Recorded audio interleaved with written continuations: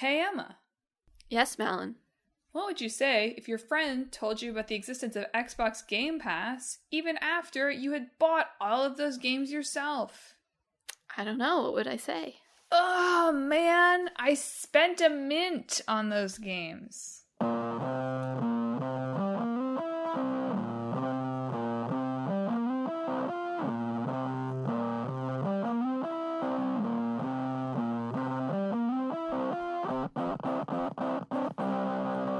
Hello and welcome to Talk This. It's dangerous to podcast alone. I'm your highly clever, good at processing language host, Madelyn. I'm your awkward dinner party host, Emma.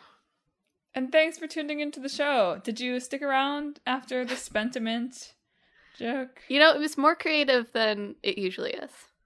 I thought so. Yeah, it was like a step above just saying the name of the game. I added an S to it. Yeah. So this week, we're going to be talking about Façade and Pentiment, which I am now going to try to call Spentiment probably every time because I was thinking about that joke for a few minutes and now it's in my head. I look forward to it. I can't believe I didn't really know anything. I mean, I knew a little about Pentiment, but I obviously, because you've talked about it on the show, but I didn't know anything about Façade in advance. And I feel like these games have some overlaps that I would not have expected. I guess so, yeah.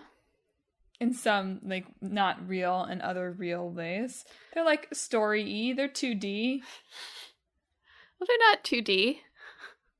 Well, I realize Façade isn't actually 2D, but it kind of might as well be.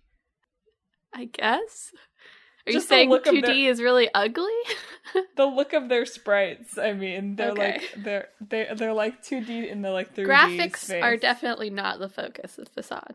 I know they're not, but that's why I thought it was especially funny that it was like, we have these kind of like 2D crappy looking character models next to this 2D art tour de force. Sure. I was like, I look forward to matching those up. Okay. Why did Façade make it in the hat, Emma? What inspired you to put it in the hat?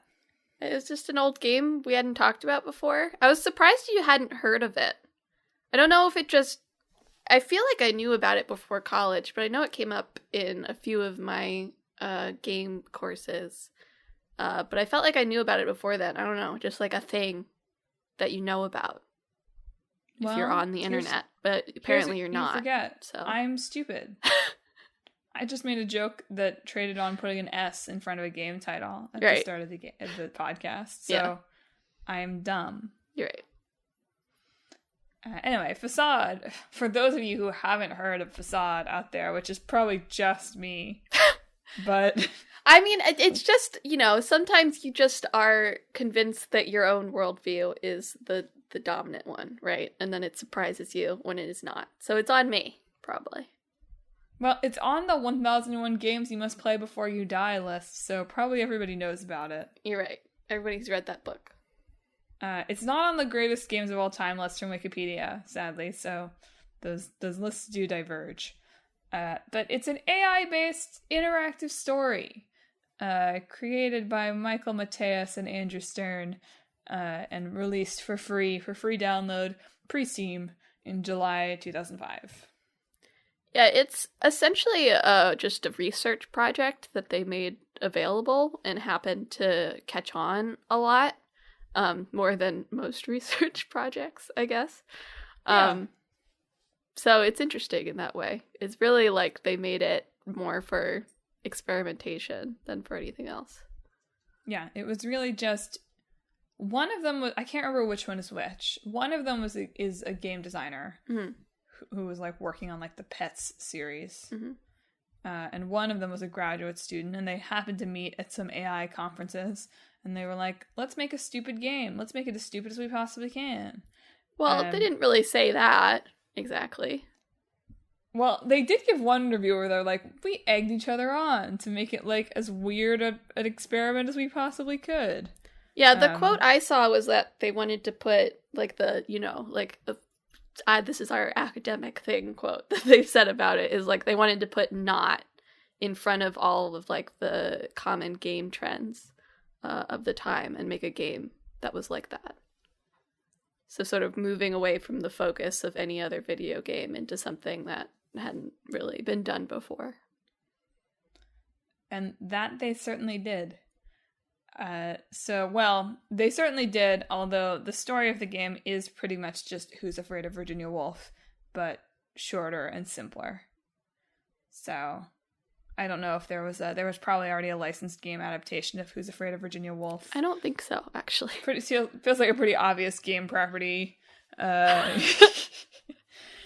you're a pal. You're a New York City pal of a married couple, Trip and Grace. And as New York City 30-something married couples do, they invite you over for cocktails at their swanky New York apartment. And then they fight in front of you. Yeah. And you've got to save their marriage or not.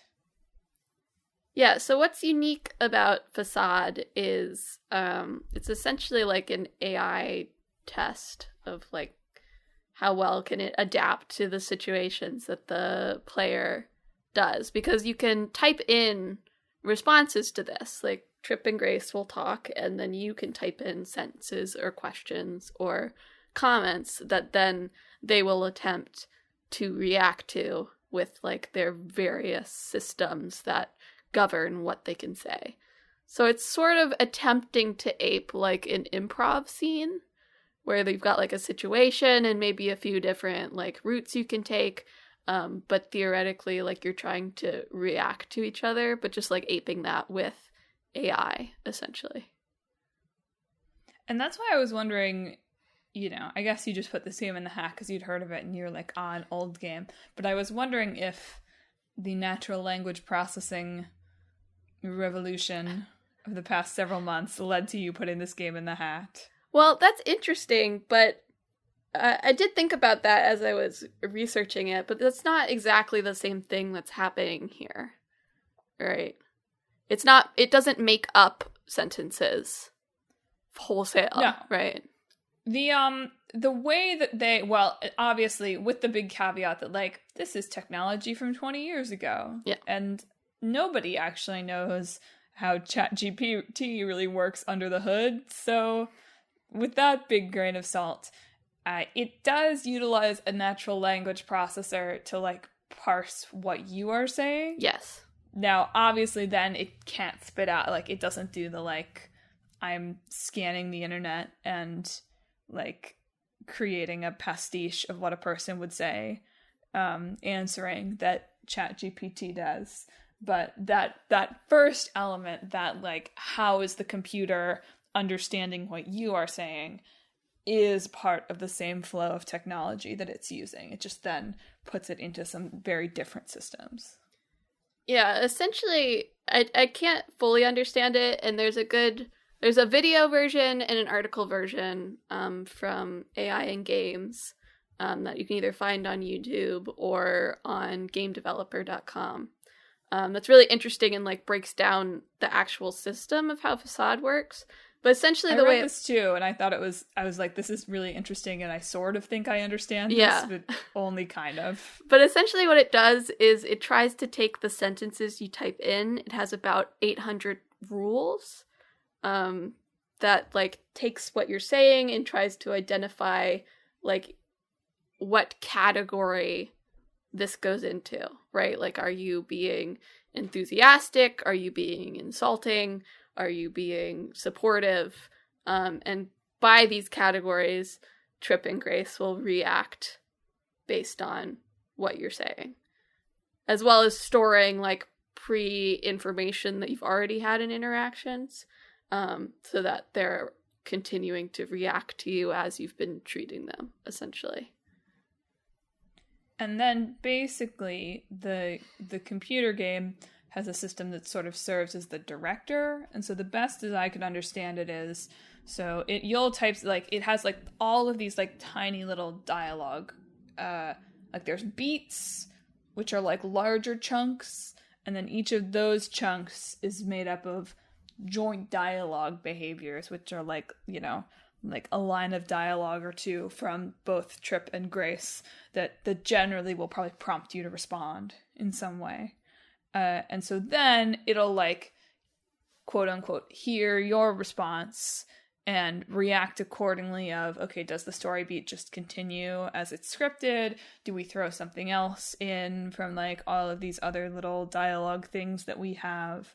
And how does it affect the kind of like scorekeeping that it's doing behind the scenes of like, whose side are you on? And like, are you influencing the characters to think anything? It all seems very hard. Yeah, I think there's a comparison in there that like each like interaction is like a pro wrestling match, which I thought I love that. I love it's that not a comparison. perfect I was like, that's metaphor. So spot on. It's not a perfect metaphor, I don't think, but it sort of does like there's like a story it's telling in each part, and it has like a place to get to, but how it gets there might be different based on what situation you're in at the time that needs to happen.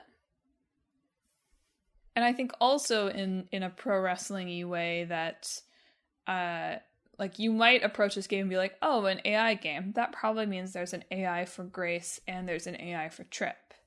Right? These two characters probably have like sort of like separate personalities. And that, or separate systems, I guess, not personalities. And that does not actually seem to be how the system works under the hood. It's actually more like I'm using all of this language that attributes like agency to these computers, which of course is not correct, but like bear with me. But like basically the characters will like choose together what happens next. Like they'll run a bunch of checks, and if there's something's like, well, we can do the first 2/3 of this, but we don't pass the check where like Grace is then going to take a sip of wine, then it's like, okay, well, we have to go to something else. Like, we have to try something else. Yeah. And so that's why the characters won't ever talk over each other or, like, try to go in different directions, which I actually think is really smart. I think it's such a smart way to do it for, like, the presumably pretty rudimentary AI technology of the time. And I wouldn't have guessed it. Yeah. I mean, it's sort of a game where it's like, it's really impressive for the time, but like even with like 800 rules trying to parse what the player is saying, that's still like, that's just enough so that if the player is like actively and genuinely trying to interact with the story, it works well. But as soon as the player starting to like break things, it's not designed so that it can really work with the player to break the way that it's supposed to work. Which, in some ways, is a little bit true to an improv scene. That's fair. If you've got someone in there who's just like, I'm a chaos agent, like, I am not going to yes and with you here, then it does all fall apart. So maybe that's all part of the experience. You're right. Façade got really popular because a bunch of big variety YouTubers picked it up, essentially. And most of these videos are just them trying to, like, immediately break it by being, like, as rude as possible or being as weird as possible, essentially. And the developers have said, like, that's, you know, you can interact with it that way, right? You're not getting, like, a full experience out of it, maybe, but, or you are getting a full experience, you're just not getting, like, the purely intended experience. Right. That's all very interesting, Emma, but before we begin, or before we move on, I'm feeling a little bit peckish. Like, I really feel like I could use, like, a refreshing snack. I know we record these remotely, so it's, like, weird of me to ask this, but do you happen to have any melon I could eat? No, get out. This podcast's over. Joe's smash cut to the end credit music right there. Yeah, so, like, one of the examples of the quirks of, like, the language parsing system is, for some reason, if you say melon, the trip will immediately throw you out. So, like, there's a few different endings to Façade based on how it goes. Like, either you get thrown out, you leave with nothing resolved, Trip or, Trip or Grace decide to leave each other, or, you know, you help them sort of rekindle their marriage or whatever based on how you interact with them and how things go. So if you ask for melons, Trip will immediately throw you out. Or if you just say it the first thing. I think one of the examples, I watched the AI games video. He was like, yo, I brought some melon juice. And then he just, like, he'll slam the door in your face. It's a really effective little bit of backstory. Like, what happened to Trip? I don't know. He hates melons. Notably, saying things like cantaloupe, honeydew, even watermelon is fine. Yeah. But, so presumably what I saw online is people's best hypothesis is that the game is parsing melons as, like, vulgar, right? Like, in the sense of, like, a slang term for breasts, and, like, maybe that's why he freaks out. But I don't apparently think one weakness of it is it does not, part of it, their character, they're like upper class, you know, New York folk, but they do not parse slang very well, apparently. So, like, understandably, there's only so much slang that you could, like, make the game understand, probably. Yeah. You would need, like way more rules to fully be able to, like, understand what the player is saying in, like, a variety of different context, you know? And it's just, like, this is a 20-minute experience, and it took them 5 years to make it. It is just with the two of them, but to be honest, I don't think on a project like this, I don't think you would make it easier by adding, like, a bunch of people to work on it with you, you know?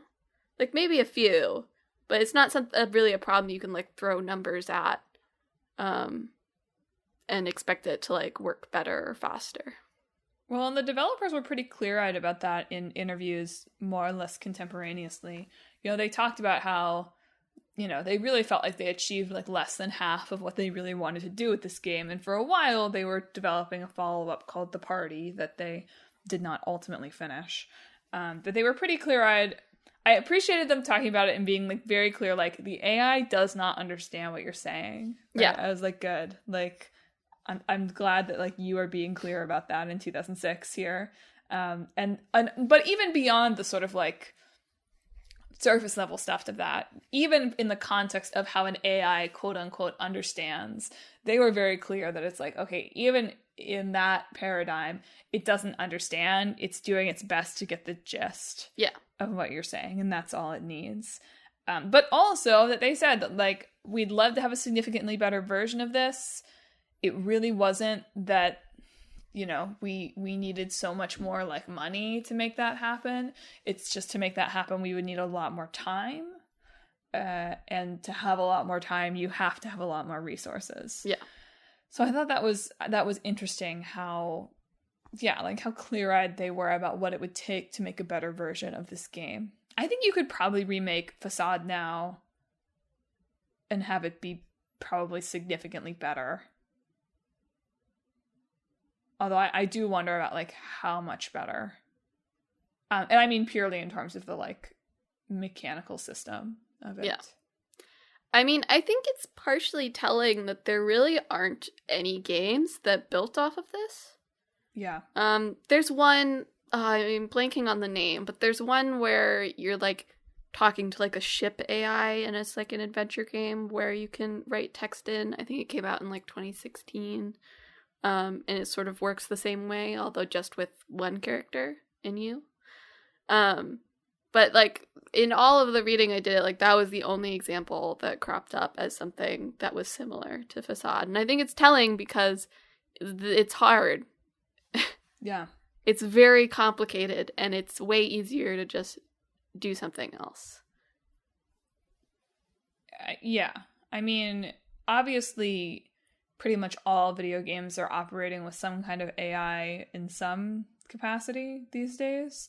Because any kind of, you know, we talked about relationship systems and all of that. Like, that is, like, the very, very, very, very, very basic form of what is happening here. Yeah, like, it's going back to, like, the relationship systems. We talked about that Scarlet Hollow example of, like, someone can either react to you complimenting, like, their house, like, positively or negatively.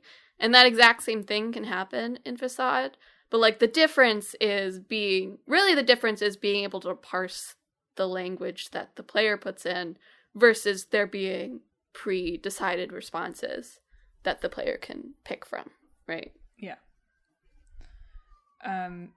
And notably, I'll say, Façade, when it came out, I mean, again, they released this game for free, like, pre-Steam, like, there being games marketplaces. Yeah. Right?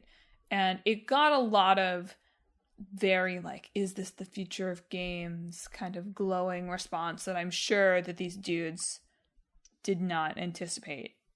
Well, I don't know. Like... I mean, they submitted it to, like, the Independent Games Festival and stuff. I was going to say, it depends on the type of academics they are, right? If they're imposter syndrome academics like the one I live with, then they probably didn't anticipate this. But if they're, like, the other side of the coin, maybe they did. But I do want to read this this opening paragraph from the Windows Magazine overview of the game right around when it came out, because I thought it was really... It captured it. It goes, play Andrew Stern and Michael Mateus' Façade, and at some point you realize, with all the certainty in the world, that someday video games will have the power to move you emotionally. That day may not come for quite some time. It will take years, perhaps even decades. And by the time it arrives, we may have ceased to call these interactive narratives video games, because it would be just as inane as calling movies books on screens. But beyond the shadow of a level 47 cynical mage with a +5 dagger of dubiousness, it will happen. It is really funny to read, like, mainstream media's games rating. Yeah. Like, back then, but even now. It's like, wow, video games are meaningful now? They've been saying for, like, 20 years. Yeah. Anyway, they only had to wait like 7 years for when The Last of Us came out and invented narrative. So. Yeah. But I will say that even at the time, it seems like there was some mixed reaction that the technology was obviously super impressive, but that even at the time, that the drama of the story was actually not that effective. Which is not that surprising. I mean, you resolve people's underlying marital difficulties in 20 minutes over cocktails at their dinner party. So, yeah, maybe not like the richest story. But I thought that was interesting also in the context of the current AI generation we live in, situation. I don't know. It seems like AI is going to be the next big like tech battle, which sucks. But, like, this idea of, like, yes, the technology is impressive, but the things that it creates can be sort of hollow. I thought it was interesting that even in something with, like, this proto-AI, not proto-AI, that's really underselling, obviously, how difficult this is to create. But this, like, earlier version of this, you know, almost 20 years ago, it was interesting to me that those same things were being raised as we're grappling with now. I mean, I think if there's one thing to take away from this to apply to, like, how AI is being applied today is, like, sure, there's an AI governing things under the hood, but it was the two people who made it, is the people making it that made it into this, right? And I feel like with a lot of stuff you see, like, oh, they did AI this, they did AI that. It's like, yeah, you know, you get, like, a base, and then, like, you know, the human that you bring in to fix it probably has to do more work than if they just did it. Yeah. And you can pay them less. And that's really why that's catching on. But, like, you can see with this, like, you can't just be like, oh, and then there's the AI does it. Yeah. Like, the people element needs to make it finished, you know. I'll close by saying there were a weird number of articles about this game from spring 2020. Yeah. It was, like, I recognize that it was the 15-year anniversary of the game, but most of them didn't really seem to be about that. They seemed to be about, oh, quarantine. Everybody hates their partner. Let's talk about this game where these two hate each other. That's very I was like, funny. what a weird game to pull out for that. There were like 2 or 3 feature pieces about it from like April and May 2020. It was really weird. Somebody's living with a partner that they don't like, I guess. Apparently. I was like, geez. Just role play it. Like, why would you role play it in your own life, man? Don't write an article about it. Speaking of fighting. Role playing. Yeah. Pentiment. Spentiment. Pentiment's a adventure video game from Obsidian, who did Fallout New Vegas and The Outer Worlds, not Wilds. Quick Came out. boyfriend and I just had to have that. Anytime one of those games comes up, we have to have that. Like, which one is it? Yeah. That came out November of last year for Xbox and PC. It's you play as Andreas Mailer, who is working as an illuminator in the 1500s at an abbey as like his apprenticeship, essentially. So he can go back and become a master and open up his own illuminating workshop, which is essentially like book illustrating, basically. But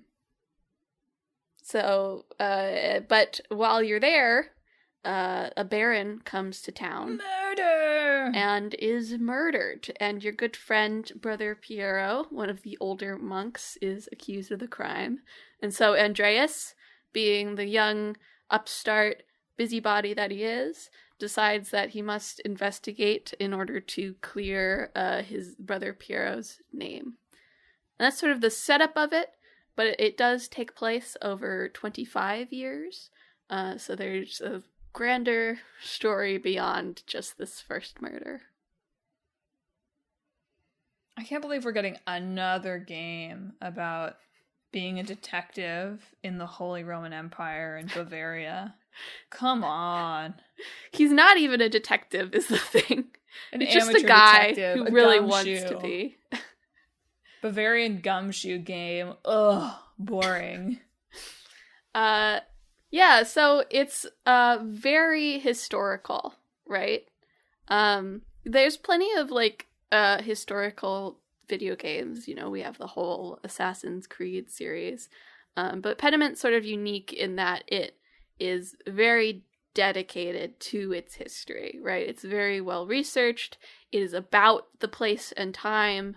It's about the events that are happening and the shift of history and whatever. The amount of reviews that were like, Pentiment's not for everyone. It's like really funny to me. It's like, yeah, I think you can look at it and be like, whether you're interested or not, you know? I found, on the flip side of that coin, I found of all things, the IGN review really funny. Because that reviewer was like, I love history. I'm a huge nerd about this. What an awesome thing. And they were like so into the history that I came away and I was like, okay, I get that if you're really, really into like European history, that you're going to love this game. But like, will I like this game? Like, I was like, this is an interesting review. I'm glad I read it. It was weird to me that the IGN review of all places, I came away being like, I don't know, that was a little personal.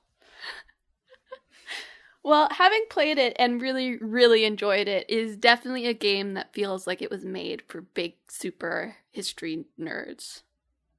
Go on, though. You talked about it on the podcast. I don't remember when you must have played it right around when it came out. Yeah, because I had, that was when I had my Xbox Game Pass. Was one of the reasons that I got it for those few months, because I figured I'll pick up Pentiment when it comes out. You've given up your Game Pass? Yeah, for now. Oh, Emma, you have to get Game Pass again for when we come for PAX. I will probably have it again by now, because there won't be, like, 20 big games coming out at the same time anymore in March. Well, that's good.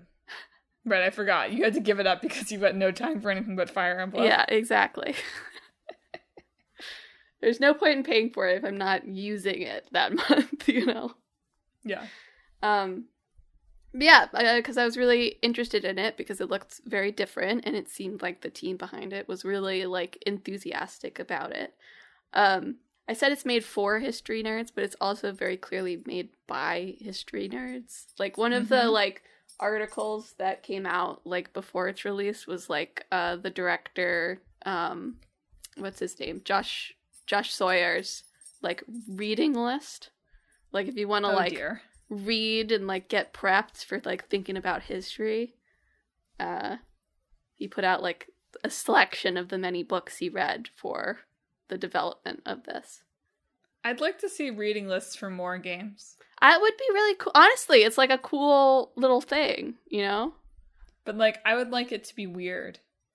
I would like it to be, that's super weird that you read the complete collection of Calvin and Hobbes and that, like, somehow influenced your game. You know what I mean? Like, Yeah. This one, it's like, yeah. Historical reading list. That makes sense. Like, that's cool. But, like, okay, I see you, nerd. But, like, I want to know what the Katamari guy was reading when he made Wadham. You're right. I want to know. Yeah. Yeah. It's true. Anyway, I think the main one that he's cited for inspiration in general is it's very, like, inspired by The Name of the Rose by Umberto Eco, which I have not read, but I know Umberto Eco is, like, a famous author. So.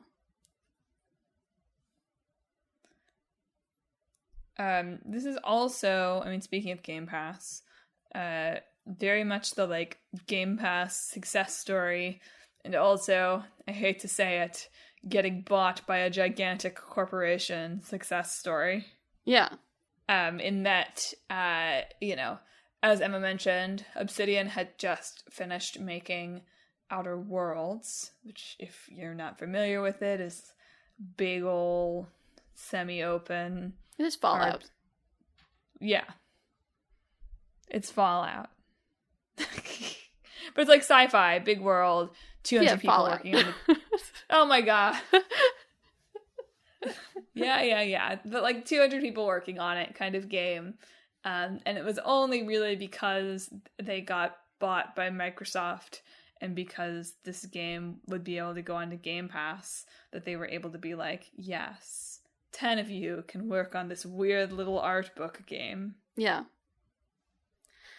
I mean, that is sort of like, it's already like let's not get too far into it, but it's already like an indictment of our system that it's hard for companies to make things that are weird or specific or whatever because you have to worry about turning your profit and sustaining yourself. And it's sort of like, yeah, you know, when you get bought by a big corporation, so long as they're feeling good, yeah, you can make weird games like this, or they're like, you're going to work on Call of Duty forever now, you know? And it's just sort of like a coin flip based on whatever you get. Yeah. Definitely. So the coin flip came up heads this time. Yeah. And heads for everyone involved. I mean, Pentiment definitely was really well reviewed, except at The Verge, who hated it. GameSpot didn't like it either. It's very much like it's not for everyone. So if you happen to get a reviewer that was like, this is so slow, then yeah. I was just like, there's nothing to do but talk. Yeah. It's like yeah. Yes. Like, that is the game. Yeah. You run around town and you talk to people. Yeah. Sometimes there's like really tiny mini game type things that is less about like being a mini game and more about like experiencing the thing that they're doing. So like you can help the ladies spin yarn. You can eat. You can play cards. There's a cookie cutting mini game that I took far too long on to get perfect. Fishing? Is there fishing? I don't think there's like a fishing mini game. There may be a fishing event you can trigger, if I remember correctly, but I didn't get that one. So Unbelievable. There's no fishing minigame, to be perfectly honest. There's also, for a game set in, 1500s Bavaria, an unusual amount of diversity. Not like well, the thing is, amounts, but any. It's not unusual. Yeah. This came out sort of similarly to the time where there was that like cringeworthy Final Fantasy 16 quote was like tying itself in knots to say why there's no black people in Final Fantasy 16 when they could have just said, we really should just said, because we didn't put them in. Yeah. Versus whatever the heck Yoshi P decided to say instead. But like one thing that like Pentiment tries to do is like Europe was not like as like isolated as people seem to think sometimes, even in the olden days. Like there were these things, they were called boats and horses, and like sometimes people would go places, but yeah, like one of the significant ones is there's a Ethiopian monk who's staying at the abbey during the first part of the game. And it's very fun because they've so all of the characters are in this illuminated manuscript style, and they did him specifically in more of the Ethiopian manuscript style versus the European one. So he has a like not distinctly different, but noticeably different look because he's based on the works from where he was from. And if you choose to eat lunch with him, you even get to see like illustrated Ethiopian versions of the Bible, where of course everybody is black. And they talk about that, which is just a neat inclusion to put in there. Definitely. And one that they certainly could have gotten away with not doing. Yeah. I mean, I don't think anyone would have looked at like a 1500s game that was totally white and been like, oh, where are the black people? I mean, they should, because like they are there, but it's like good for them for doing the research. I mean, obviously, as Emma said, this game is intensely researched. Yeah. I mean, I think that's how you can tell that it's like a bunch of history nerds making this, because they felt the need to like, even within this small little rural town with an abbey, they were like, but here is like how they were affected by the state of the world and the different parts of the world that might have passed through and all this other stuff. And there are no potatoes. No historically inaccurate potatoes. There you go. No melons. No melons. There's definitely no melons. Yeah. That's going to be important for the mashup in a little bit. Like, the game cannot feature a melon. No. Totally We've got that down. Yeah. One of the other parts of, like, the historicalness feeling of the game is each of the font in it is one, like, written, like, as if by hand. So they'll do it, like, one letter at a time with, like, scratching noises, and sometimes they'll make typos that get fixed once the writing is through. So it's like as if somebody is like scribing it and then fixing their mistakes. But each character also talks the way that your character, so Andreas, at least perceives their like education level.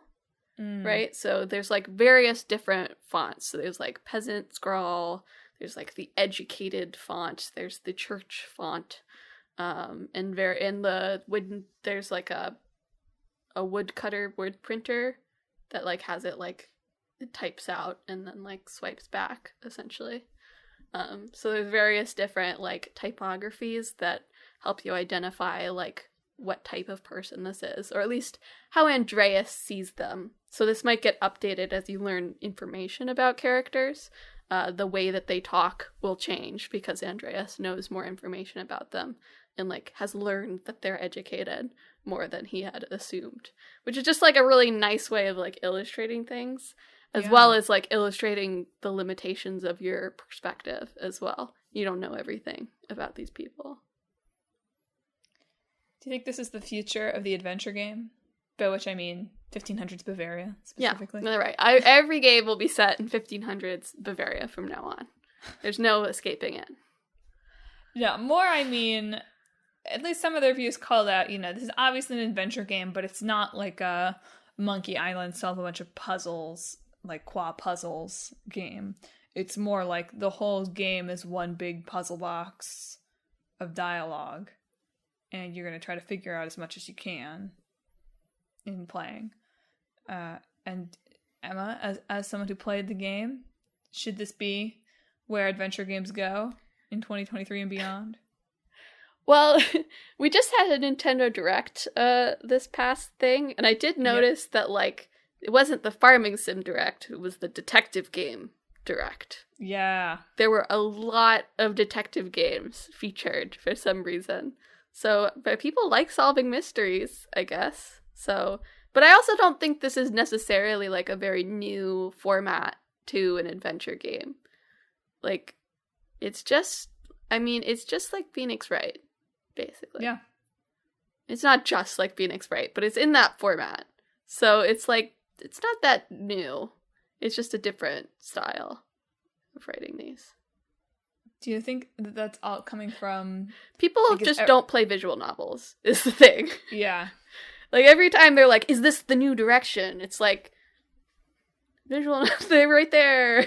Visual novels done this already. Do you think, though, it's like Knives Out is permeating the culture, or like, oh my god, I can't remember the name of this game. It's the name of the game. You can't put on your tie. Disco Elysium? Disco Elysium, thank you. Like, is it just like we're culturally in a detective story moment? Maybe. I don't know.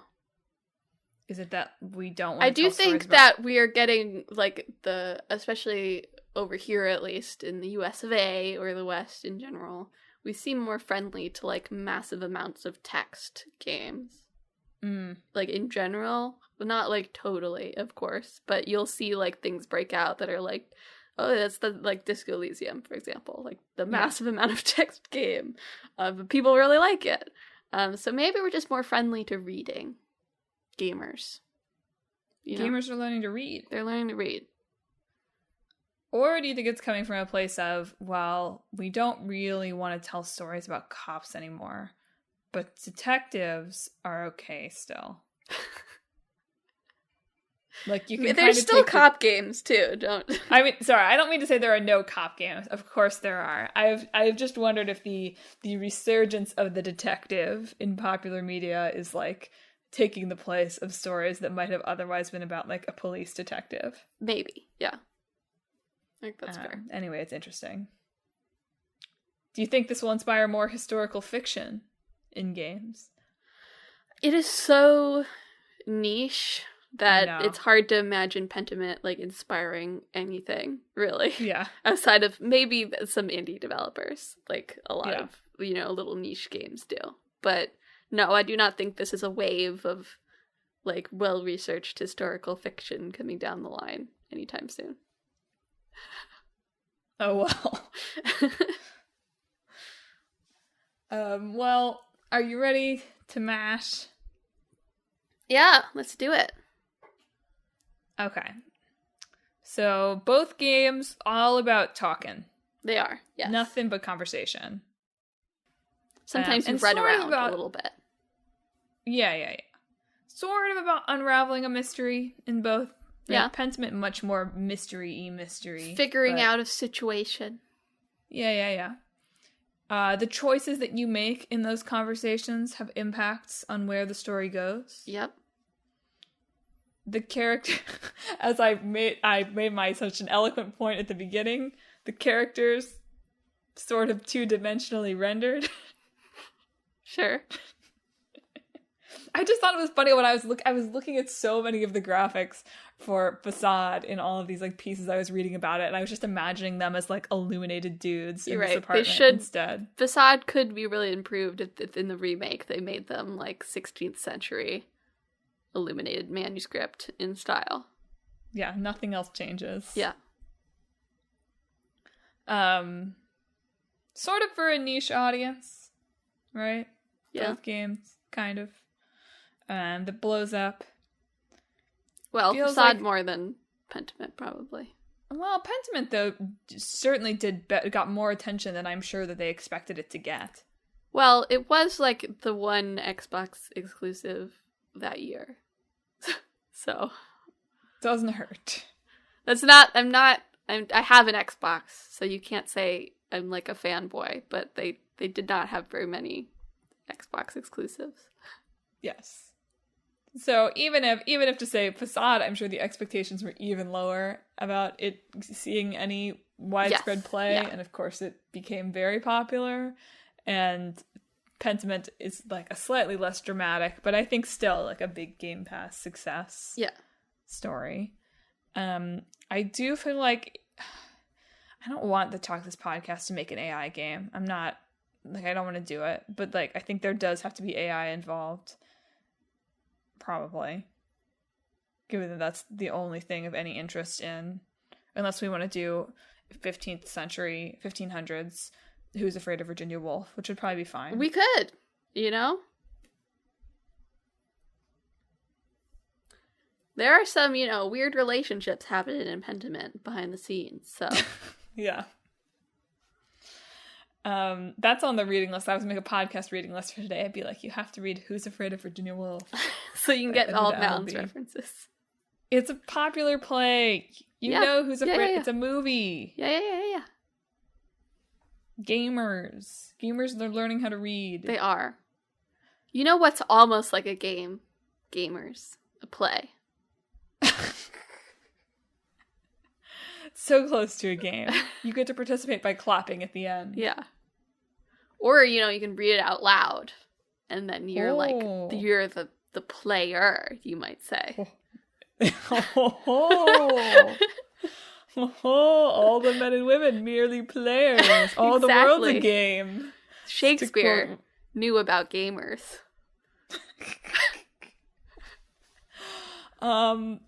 I feel like if there's some way to make like an AI Among Us, 15th century, like a detective, like a murder mystery, murder AI. There is I played Nocia a few years ago. That's like single player werewolf. Right, I vaguely remember that. But I think the problem there, well, no, I'm not with Nocia, just with an AI murder mystery, is that murder mysteries feel like they have to be pretty intricately plotted to work. Yeah. Like, I guess if it was like if there was some way to do this like language processing with like a pretty limited number of characters, and you can like ask them whatever questions you want and try to get to the answer, like that could be interesting. Not a lot of replay value though. Well, you could make it like Clue.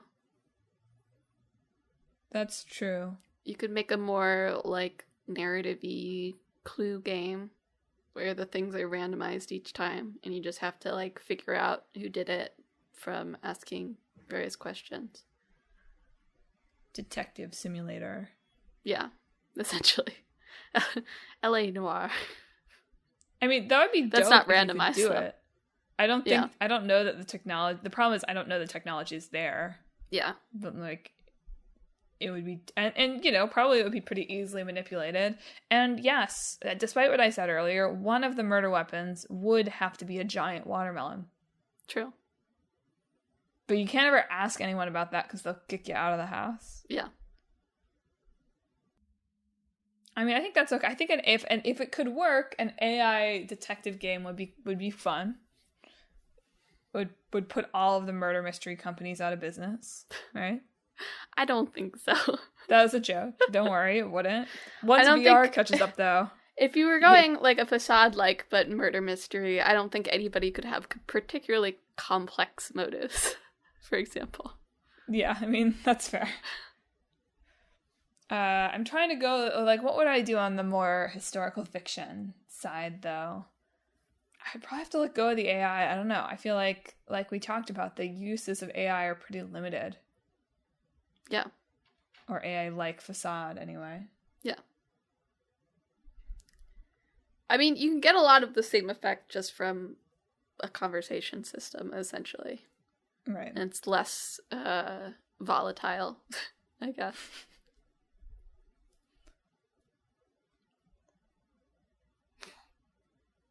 I mean, I feel like they should just make a series of games just like Pentiment and set it in different time periods. Here's the hieroglyphics one. Here's the Sure. like, I don't know. I'm sure that there are cultures that have like very robust cave painting Sure. art. Could do that. Could do like Renaissance oil painting. Be pretty cool. Yeah. And you could do one in the style of Façade, which is awful looking. Yeah, well, it's important to remember Façade. When you look at Façade, it's important to remember this was a research project. No. Like, there's nothing wrong with it. Like, the graphics, I think, don't get in the way of, like, anything about the game. I don't mean this really as a critique. It's just like, yeah, it looks bad. Yeah, it does. Emma, do you have any ideas? I mean, I don't know. Medieval dinner party goes wrong sounds great to me. Pentiment is also, like, all about eating, too. Yeah. Like, you have to choose who you eat all of your meals with. And there is at least one family where I did eat with them, and it was awful because they hated each other. There we so go. much. Spin off of that. So yeah, you could just go 16th century dinner party with your bread and your cheese and maybe some porridge if you're feeling fancy. Clickbait Boyfriend has been reading a food history book, so when he gets to this period of history, I'm gonna have to ask him. Whether he likes bread and cheese? No, whether there were potatoes. Oh, I gotcha. The mystery could be, where did the potatoes go? I feel like, okay, I have to have at least one meme game that's like, the melon has been stolen from our 16th century town.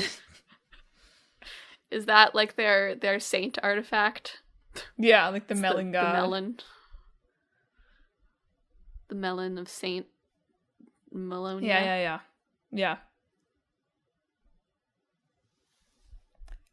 Well, folks, on that note, thank you for listening to another episode of Talk This. It's dangerous to podcast alone.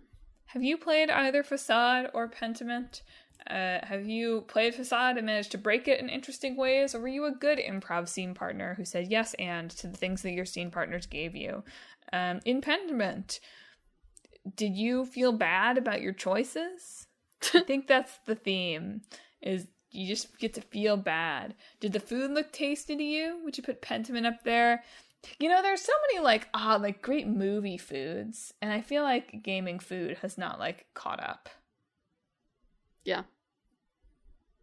I know there's plenty of listicles out there, but it's the truly iconic gaming food. So maybe Pentiment finally reaches that. There should be a Wikipedia for that, greatest gaming foods of all time.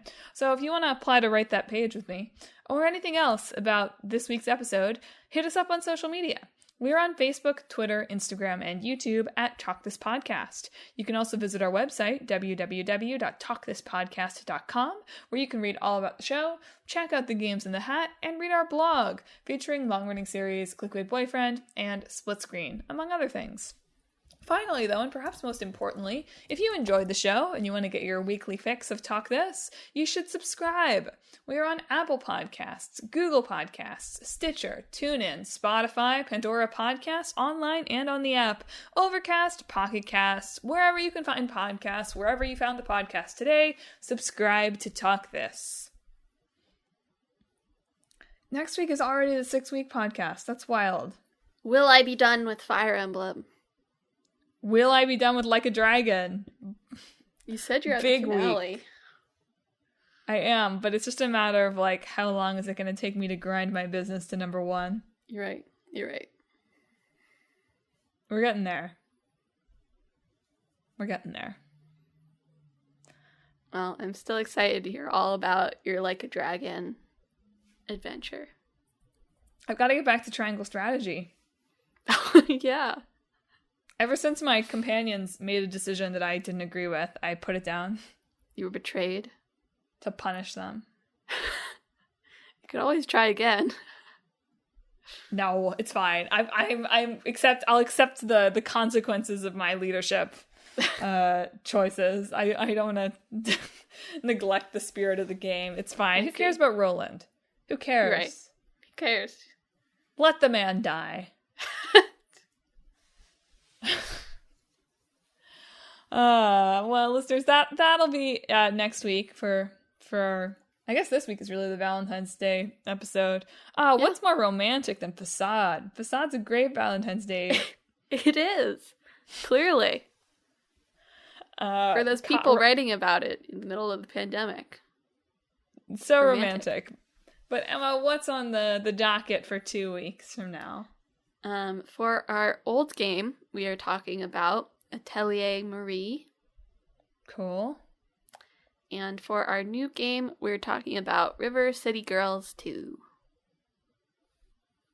Well, there seem to be girls in both of those. Be a very girly episode. Girly episode. Just girly things. Well, look forward to that in a couple of weeks, listeners, at the end of February. But that's it for this week's show. Emma, do you have a good sign off? Wait a minute. Okay. Go I ahead. do though. I just once again. You got any melons? Get out.